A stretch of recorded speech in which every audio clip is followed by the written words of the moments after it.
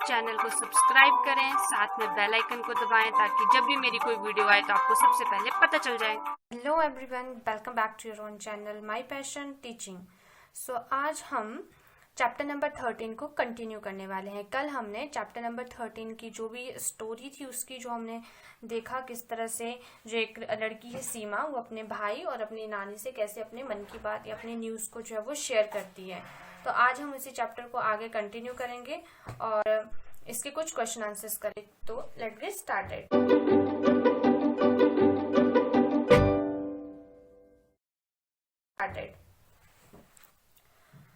Start कर रहे हैं अब हम क्वेश्चन से। Is there any member in your family who can not see, speak or hear? Do you know any such person? How do people help them with their work? देखो, अब आपसे यहाँ पे क्या पूछा गया है कि आपके घर में ऐसा कोई फैमिली मेंबर है, ऐसा कोई है आपकी फैमिली के अंदर जो देख नहीं सकता हो, can not see, speak or here, जो बोल ना सकता हो या सुन नहीं सकता हो। ठीक है, do you know any such person? क्या आप ऐसे किसी भी पर्सन को जानते हो? और how do people help them with their work? और पीपल जो लोग हैं उनकी कैसे मदद करते हैं उनके काम के साथ। तो ये आपने आंसर तब देना है जब आपके फैमिली में कोई ऐसा हो जो कि सुन ना सकता हो या देख ना सकता हो या बोल नहीं सकता हो। ठीक है, अगर कोई है तब तो आप यस करके, ठीक है, तब तो आप यस करो और उस पर्सन का नाम लिखो आगे। ठीक है, जो भी अगर आपको फैमिली में कोई है, और अगर नहीं है तो आप सिंपल नो कर सकते हो। ठीक है, तो आपको उसको आगे एक्सप्लेन करने की जरूरत नहीं है। और अगर आपके घर के अलावा आपसे भी बोलेंगे कि अगर आप किसी ऐसे लोग पर्सन को जानते हो, चाहे वो आपका घर का नाम भी हो, तो आप उसके बारे में भी लिख सकते हो। और आपने बताना है कि आप उसकी हेल्प कैसे कर सकते हो, जैसे कि या कैसे करते हो। अगर मान लो कि आपकी फैमिली में कोई, जैसे रवि भैया जैसे हैं कोई जो देख नहीं सकते हैं, तो आप उनकी मदद कैसे करते हो उनके काम के साथ, तो वो आपने यहाँ पे एक्सप्लेन करना है। ठीक है, तो यहाँ पे आंसर तब लिखा जाएगा अगर आपके कोई घर में है, तो इसका आंसर मैं आपको कैसे लिखवा सकती हूँ, क्योंकि जब कोई, जैसे हो सकता है ना किसी के घर में कोई ऐसा हो जो देख नहीं सकता हो, पर किसी के घर में कोई ऐसा हो जो सुन ना सकता हो, तो आपको उसके अकॉर्डिंग उसका आंसर लिखना पड़ता है। ठीक है, तो अगर मुझे लगता है कि किसी के घर में ऐसे होगा नहीं, अगर होगा तो आपने यस कर देना और आगे आपने लिखना है कि आप उनकी मदद कैसे करते हो। जैसे आप उनके लिए कुछ उनके लिए जो उनका खाना दे सकते हो उनके, या उनके किसी भी काम में हेल्प करते हो, वो आपने आगे लिख देना है। ठीक है, तो नेक्स्ट क्वेश्चन की तरफ चलते हैं। You read in the story that Ravi भैया कैन नॉट सी। ठीक है, आप लोगों ने जब स्टोरी में पढ़ा कि रवि भैया नहीं देख सकते, but he does all his work on his own. ठीक है, पर आपने ये भी देखा कि वो अपना काम जो है वो खुद करते थे। ठीक है, he studied from a different kind of book. ठीक है, आपने ये भी देखा कि वो अलग अलग तरह की बुक से पढ़ते थे, अलग तरह के, to understand how he is able to do his work. Close your eyes and play this game. ठीक है, अब आपको क्या बोला गया कि आपने अगर उनका काम को समझना है, to understand how he is able to do this work, close your eyes and play this game। ठीक है, कि जैसे वो देख नहीं सकते थे, तो आपने क्या करना है कि आपने समझने के लिए कि वो अपने कामों को कैसे करते होंगे, आपने ये गेम खेलनी है। ओके, तो हम देखते हैं कि क्या गेम है। तो गेम है ब्लाइंड फोल्ड। ब्लाइंड फोल्ड करना, ब्लाइंड फोल्ड का मतलब होता है कि आपने क्या करना है, अपनी आंखों के ऊपर जो है वो पट्टी बांध लेनी है। ठीक है, खुद को ब्लाइंड फोल्ड कर लेना है। फिर blind fold any one child in the group. ठीक है, जैसे मान लो कि अगर आप स्कूल में हो तो आपने स्कूल में ट्राई करने पर, अगर आजकल आप घर में हो तो आप घर में अपने बाकी भाई बहनों के साथ ट्राई कर सकते हो। Blind fold any one child in the group one by one. ठीक है, एक एक करके आपने जो जितने भी लोग हो आप ग्रुप में, जितने बच्चे, आपने उनको ब्लाइंड फोल्ड करना, मतलब उनकी आंखों को बांध देना है कपड़े से। The other children come to him और हर क्वाइटली। ठीक है, कोई भी हिम और हर, चाहे वो लड़का हो चाहे लड़की हो, उसकी तरफ को आएंगे। ठीक है, other children come to him quietly, बहुत ही धीरे धीरे, मतलब बिल्कुल शांत होके, शोर नहीं करेंगे और उसकी तरफ को आएंगे। The child who is blindfolded has to guess who the other child is. तो जो लड़का या जो लड़की ब्लाइंड फोल्डेड, यानी कि जिसके कान जो है, जिसकी जो आंखें बंद है की हुई हैं, आपको जो देख नहीं सकता है, उसने गेस करना है कि कौन उसकी तरफ आ रहा है। ठीक है, जैसे मान लो कि आप लोग 5 लोग हो, ठीक है। आप में से एक के जो आपने क्या किया कि आंखों के ऊपर पट्टी बांध दी और अब उसको कुछ नहीं दिख रहा है। अब आपने उसको एक जगह पे खड़ा कर दिया, फिर एक एक करके जो है आप उसकी तरफ को चलोगे बिल्कुल धीरे धीरे, और उस लड़की को जिसकी आंखें बंद है, जो भी आपने अपने ग्रुप में जिसकी आंखों को बंद किया हुआ है, उसने गेस करना है कि कौन होगा जो उसकी तरफ को आ रहा है, ठीक है। फिर बाय टचिंग, और उसके बाद क्या बोला है, now he has to guess who the other child is by touching him और हर, ठीक है। कैसे, बाय उसको टच करके, ठीक है, ऐसे टच करना है कि कौन हो सकता है ये, ठीक है। Take care not to make any sound, do you know why. आपने क्या करना है कि आपने कोई साउंड नहीं करनी है, ठीक है। अब आपको पता है कि क्यों नहीं करनी है। In the same way, one by one, blindfold all the other children. Each one has to try and guess by touching who the other children is. तो हर एक को कोशिश करनी है कि कौन है उसको टच करके, ठीक है। तो इस तरह से आप जो वो फील कर सकते हो कि किस तरह से रवि भैया जो थे वो गेस करते थे कि कौन आ रहा है। Discuss and tell how many children could recognize the other by touching. अब ये आंसर भी आपको खुद ही बताना पड़ेगा। जैसे मान लो कि आपने ये गेम खेली, ठीक है, आप लोग 5 जन थे। अब उनमें से कितने लोगों ने सही पहचाना, जो भी लड़का या लड़की उनकी तरफ को आ रहा था, आपने उनके नंबर लिखने के कितने, अगर 5 के 5 लोगों ने जान लिया कि कौन आ रहा है तो आपने वहां पे लिखना है कि 5%, ठीक है। अच्छा, how many children could recognize the other children by only hearing them. अब कुछ, जैसे आपको बोला था बिल्कुल धीरे आना, अगर किसी ने साउंड कर दी है तो आपने बताना है कि उनमें से कितने ऐसे स्टूडेंट्स थे या बच्चे थे जिनको उनकी आवाज से उसने सुन के, ठीक है, सुन के जो है उनसे पहचान लिया था। Which was the easier of two. अब आपने मुझे बताना है कि इनमें से आसान कौन सा था। कि जैसे आपने क्या किया कि आपने जो ये गेम खेला है, पहले आपने क्या किया कि किसी की आंखें बंद कर दी है ना, और फिर आपने जो आप एक एक करके वहां पे आए, उसकी तरफ से आपको बोला था आवाज नहीं करनी है, और फिर आपने उस इंसान ने आपको आंखें मतलब आपको टच करके पता करना था कि कौन है, ठीक है।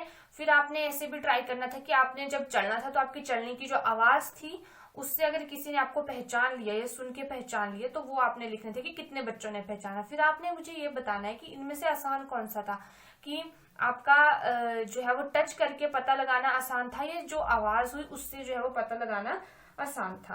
तो ये आपने मुझे बताना है।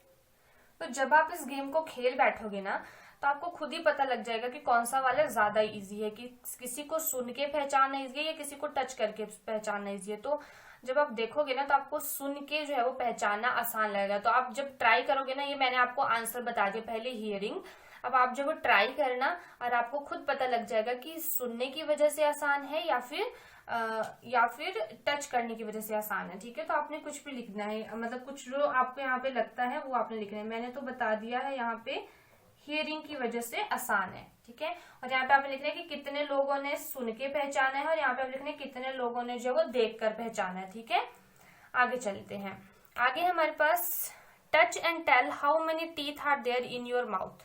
आपने टच करना है और बताना है कि आपके मुंह के अंदर कितने दांत है, ठीक है। देखना नहीं, उनको आपने जस्ट टच करना है और काउंट करने की कितने दांत है। Which student in the class have the maximum number of teeth. और आपके क्लास में कौन ऐसे स्टूडेंट्स हैं, मतलब कौन से ऐसे स्टूडेंट्स हैं जिनके सबसे ज्यादा दांत हैं, ठीक है। तो जरूरी नहीं कि सबके मुंह में 32 के 32 टीथ ही हों, किसी के कम भी हो सकते हैं और किसी के बहुत कम भी हो सकते हैं, किसी के जो है वो उसके आसपास भी हो सकते हैं, ठीक है।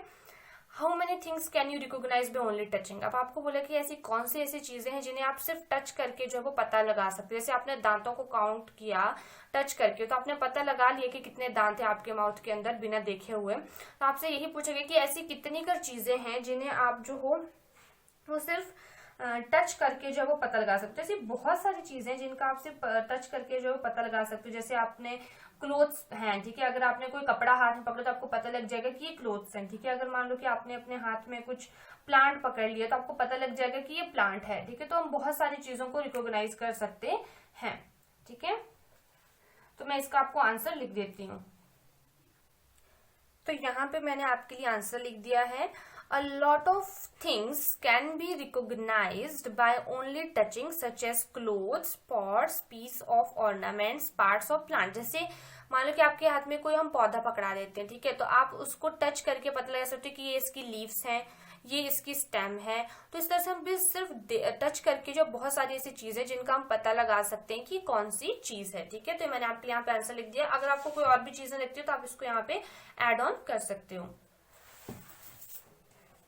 So let's move to the next question. Next question is, close your eyes and listen. What sound can you hear? Which people can you identify from the sound they make as they move? ठीक है, आपने क्या करना है कि अपनी आंखों को बंद करना है और सुनना है कि क्या what sound can you hear? ठीक है, आपने सुनना और आप क्या साउंड सुन रहे हो। what sound can you hear, कि आप कौन से साउंड सुन सकते हो। which people can you identify from the sound they make as they move, और ऐसे कौन से लोग हैं जिन्हें आप आइडेंटिफाई कर सकते हो बिना उनके चलने की आवाज से। ठीक है, बिना उनको देखे हो। तो आपने ये खुद करने क्या करना, आपने क्या करना, रूम के अंदर बैठना है। ठीक है, या बाहर बैठ जाओ अपने घर के, आपने अपने आंखों को बंद करना और सुनना है। अब जैसे आपके घर के मेंबर्स चल रहे होंगे, जैसे आपके भाई बहन मम्मा पापा जो भी होंगे, आपने जब वो फिर आंखें बंद करके गेस लगाना है कि वो कौन आ रहा है। ठीक है, अगर आपने सही बताया तो आप समझ सकते हो कि किस तरह से जो है उसके रवि भैया भी सिर्फ सुन के पता लगाते थे कि कौन जो है वो आ रहा है। आगे नेक्स्ट है, by just smelling can you guess if it is someone close to you. ठीक है, अब आपको बोले कि बाय जस्ट स्मेलिंग, कि आप सिर्फ स्मेल करके जो गेस लगा सकते हो कि आपके क्लोज कौन है। If it is someone close to, अगर आपके कोई क्लोज है तो आप जो है वो स्मेल करके पता लगा सकते हो कि कौन है। तो बहुत मुश्किल होता है, अगर आप कर सकते हो तो आपने यहाँ पे गेस करना है, अगर नहीं कर सकते तो आपने नो करना है। बट जनरली इतना आसान नहीं होता है कि किसी को स्मेल करके हम पता लगाएं कि हमारे आसपास कौन है। ठीक है, अब नेक्स्ट आगे बढ़ते हैं हम। Next is, there is a special way of reading and writing for people who can not see. मैंने आपको पहले बताया था कि जो लोग देख नहीं सकते हैं ना, उनकी जो बुक्स होती है, उनके ये जो अक्षर होते हैं वो थोड़े से उभरे हुए होते हैं। ठीक है, ऊपर जैसे होते हैं तो वैसे फील करके पता लगाते हैं कि क्या लिखा हुआ है। It is called braille. It is written on a thick paper by making a row of raised points इनकी dots with a pointed tool. ठीक है, क्या बोला गया कि इसको कैसे लिखते हैं। It is written on a thick paper, इसे जो वो मोटे से कागज के ऊपर लिखा जाता है। by making a row of raised point, ठीक है, कैसे वो row of raised point बनाते हैं। ठीक है, थोड़े थोड़े से raised point होंगे। And with a pointed tool, कैसे एक पॉइंटेड टूल होता है, टूल का मतलब होता है औजार। ठीक है, ऐसे एक औजार की मदद से पॉइंट वाला, उसकी वजह से वो पॉइंट्स बनाते हैं। जैसे मान लो कि ये लिखा हुआ है, यहाँ पे ये वाला अक्षर है, और यहाँ पे मान लो कि आपने ए है, यहाँ पे मान लो कि आपने लिखा हुआ है ए, तो उनके जो है वो अक्षर इस तरह से डॉट डॉट करके होंगे और ये थोड़े से ऊंचाई पे होंगे। ठीक है, ऐसे उभरे होंगे, आप ऐसे फील कर पाओगे उनको, तो उस तरह से उनके अक्षर लिखे हुए होते हैं। Braille is read by running the finger on the razor, उसको हम पढ़ते कैसे हैं इस लैंग्वेज को, उस फिंगर को हम इन अक्षर के ऊपर ऐसे चला के। Let us see whether it is difficult or easy to recognise a shape without seeing it. ठीक है, तो हम ट्राई करते हैं, let us try whether it is difficult, कि क्या ये मुश्किल है या फिर इजी है, और easy to recognise a shape without seeing it, कि हम किसी भी शेप को रिकॉग्नाइज करें बिना उसे देखे हुए। Take a sheet of sandpaper, आपने क्या करना है, सैंड पेपर लेना है। अब आपके पास सैंड पेपर पूछिए आप घर में अगर होगा आपके पास तो।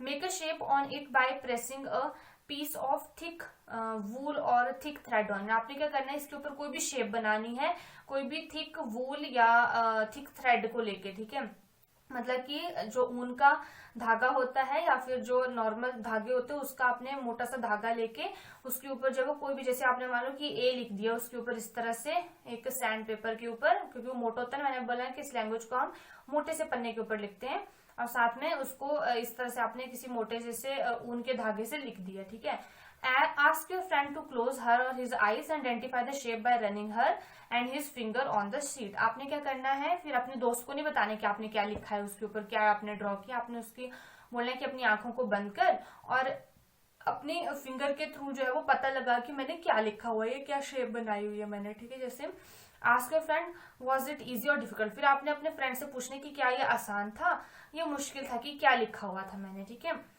तो आपको इससे पता लग जाएगा। ट्राई करना है आप सबने इस घर को, या आपके लिए होमवर्क और प्रैक्टिकल है। ठीक है, तो आप सबने इसको करना है। आगे है ask your friend to make a shape on the sandpaper in the similar way, now you identify it by feeling with your fingers. अब आपने करना है, अब आपने अपने दोस्त को बोलना है कि इसी तरह से, या ऊन का धागा है, जो भी आपने धागा इस्तेमाल किया है उसकी मदद से वो भी जो है वो इस तरह से कोई शेप बनाए, और फिर वो मुझे बोले कि फिर वो मुझे नहीं बताया, फिर वो आपने भी वैसे ही आंखें बंद करके पता लगाना है कि आपके दोस्त ने जो वो क्या शेप बनाई हुई है। ठीक है, उसके बाद क्या है हमारे पास, आगे है take a thick piece of paper, make an outline on the paper with the help of compass और अ निडल। आपने क्या करना है कि एक मोटा सा पेपर लेना है, पीस लेना है पेपर का, और उसके ऊपर आउटलाइन, आउटलाइन का मतलब होता है जैसे ये आपके बुक है, ठीक है, मान लो कि ये आपका पेज है, ठीक है, तो आपने यहाँ पे आउटलाइन बनानी है कि इसके चारों तरफ को ऐसे को आउटलाइन बनानी है, कि लाइंस लगानी है। ठीक है, outline on the paper with the help of compass और निडल। आपने कंपास या जिसे प्रकार बोलते हैं, या निडल की मदद से जो है आपने यहाँ पे आउटलाइन बनानी है। Make a dot at a short distance. आपने छोटे छोटे दूरी के बाद जो है वो यहाँ पे डॉट बनाने हैं। ठीक है, छोटे छोटे दूरी के बाद आपने क्या करना है, डॉट बना देना है। फिर क्या करना है आपने, आगे चलते हैं हम। ऑन द आउटलाइन ड्रॉन, ठीक है, आपको बोल दिया है कि make a dots on a short distance on the outline drawn. You can see that the paper is raised on the other side. आप देखोगे कि जो पेपर है वो दूसरी तरफ को उभर गया। जैसे मान लो कि ये आपका पेपर है, ठीक है, आपने क्या किया है कि यहाँ पर आपने इस तरफ से ऐसे जोर से दबा के डॉट लगा दिया। ठीक है, फिर जब आप इस पेपर को इस तरफ को मोड़ोगे ना, तो यहाँ से वो जहाँ पे आपने डॉट लगाया होगा ना, वहां से उठा हुआ होगा। ठीक है, जैसे मान लो कि हमने यहाँ पे ये डॉट लगाया, आप सभी अभी ट्राई कर सकते हो। ठीक है, तो आपको यहाँ से दिख रहा है, देखो ये आपको दिख रहा होगा, यहाँ पे ये जगह उभरी हुई है ना, उठ गया है ना इस तरफ से, इस तरह से आपने बनाया। जैसे मैं थोड़ा आपको यहाँ जैसे लगा के दिखाती हूँ ताकि आपको दिखे, ऐसे डॉट लगाया आपने। अब आपको यहाँ पे दिख रहा है ना कैसे उभरा हुआ है, ये दिख रहा होगा आपको कैसे उभरा हुआ है यहाँ से। तो इस तरह से आपने जो है वो डॉट लगाना है। सो नाउ अब you can see that the paper is raised on the other side. Now ask your friend to close his or her eyes and feel with the finger. आपने वैसे अपने दोस्त को बोलना है कि अपनी आंखों को बंद करे और अपनी फिंगर के साथ, अपनी उंगली के साथ फील करे, और tell what you have outline, कि आपने क्या आउटलाइन किया है वो उसने बताना है। ठीक है, इजंट इट डिफिकल्ट, आपने पूछना है कि क्या ये इजंट इट डिफिकल्ट, आपसे पूछा गया है कि क्या ये मुश्किल नहीं है। Think about how people who can not see is able to read. तो सोचो कि कैसे जो लोग देख नहीं सकते हैं वो एबल होते हैं पढ़ने के लिए। ठीक है, able to read.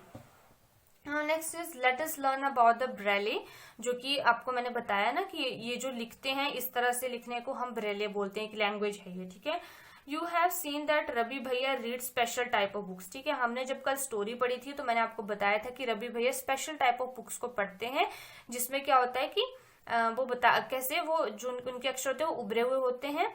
And how were these books made, और आपको ये भी बताया गया कि वो बुक्स कैसे बनती है, इस तरह से डॉट्स लगाते हैं जो उभरे होते हैं, जो आपको यहाँ पे देखो पिक्चर में भी दिख रहा होगा।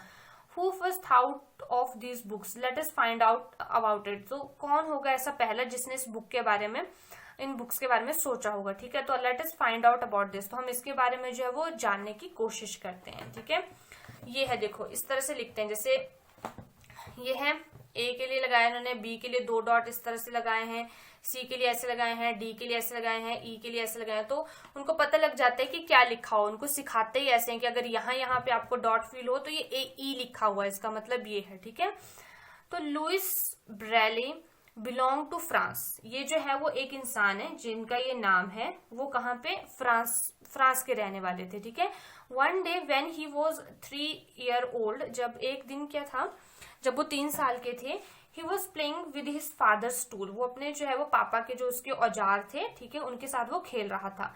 Suddenly a pointed tool hurt his eyes, और अचानक से क्या हुआ कि पॉइंटेड की एक तीखा सा, ठीक है, नुकीला जो एक औजार था, उसकी वजह से उसकी आंखों को उसने हर्ट कर दिया। ठीक है, मतलब उसको जख्म कर दिया।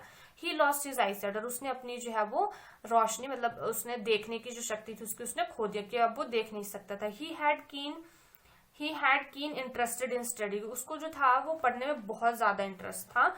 ही डिड नॉट गिव अप, उसने जो है वो गिव अप नहीं किया।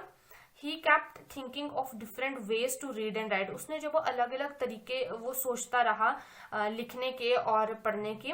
Finally he found a way reading by touching and feeling. ठीक है, उसने अंत में जो है वो रास्ता निकाला।